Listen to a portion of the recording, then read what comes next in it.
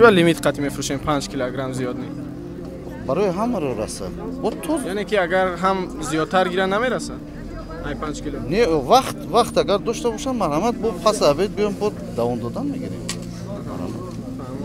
کرچکای نو هستن؟ کرچکای نو.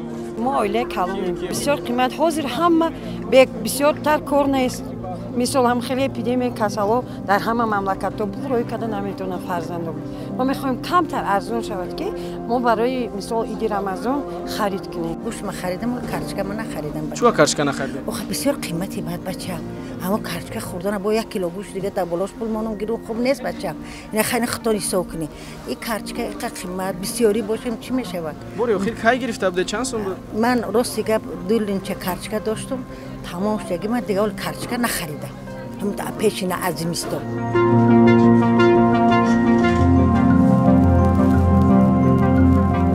هر سال هوا سویدتر اومد راست گپ دریادم نیست نرخش چند بده انکه ارزون بود نظر به این سال ارزون بود سببش نامساعد اومدن وضعی بوده.